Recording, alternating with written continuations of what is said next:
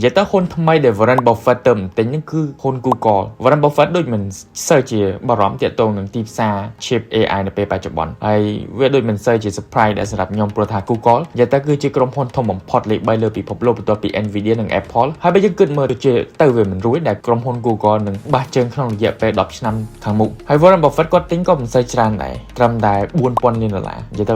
វាមិនសូវច្រើនសម្រាប់គាត់ប៉ុន្តែសម្រាប់យើងគឺមិនលេងសើចទេអញ្ចឹង Google គឺជាក្រុមហ៊ុនដ៏អេមតាំងពីដើមហើយខ្ញុំដូចនិយាយពីមុនខ្ញុំមិន surprise ទេដែល Warren Buffett គាត់ទិញក្រុមហ៊ុនមួយហ្នឹងព្រោះថាតាំងពី10ឆ្នាំកន្លងមកនេះបើសិនយើងមើលមកទស្សវត្សនៃក្រុមហ៊ុននេះគឺក្រុមហ៊ុននេះគឺឡើងបានរហូតនិយាយទៅ Google 10ឆ្នាំកន្លងមកគឺឡើងជាងបើយើងគិតទៅជាង752%ហើយអញ្ចឹងបើសិនជាអ្នកទាំងអស់គ្នាទិញ$10000ក្នុងកាលឆ្នាំ2015លុយរបស់អ្នកទាំងអស់គ្នាគឺកើនមករកជាង$80000នៅពេលនេះឡើងវាមិនសូវច្រើនដូច Nvidia តែជាក្រុមហ៊ុនមួយដែលនឹងណូសាហាវហើយជាមួយនឹងការជឿជាក់បន្ថែមពី Warren Buffett លើក្រុមហ៊ុនមួយនេះនឹង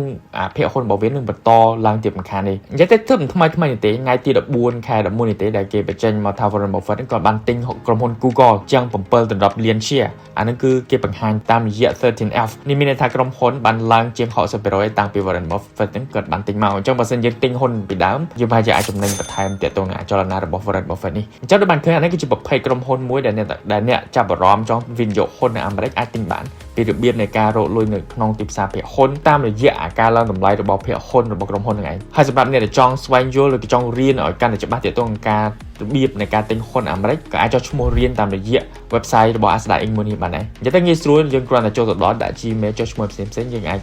ចុះឈ្មោះទៅយើងរៀនបានភ្លាមៗហើយពីកន្លែងណាក៏បានដែរប៉ុន្តែជាពិសេសនេះថាមុនដាច់ឆ្នាំនេះយើងមានការបញ្ចុះតម្លៃ 25% អ្នកដែលទៅចុះឈ្មោះតាមរយៈ website ហើយប្រើកូដ Asda member និយាយទៅ Asda Inc គឺជាកន្លែងមួយដែលយើងប្រមូលអ្នកវិនិយោគនិងអ្នកដែលមានជំនឿជឿជាក់លើខ្លួនឯងខ្ពស់ដើម្បីឈានជំហានដ៏ធំហើយសំខាន់គឺសម្រាប់អ្នកមនុស្សធម្មតាដូចខ្ញុំផ្ទាល់ហើយនិងអ្នកទាំងអស់គ្នាដើម្បីយើងអាចឈានចូលក្នុងទីផ្សារភាគហ៊ុនហើយធ្វើអ្វីដែល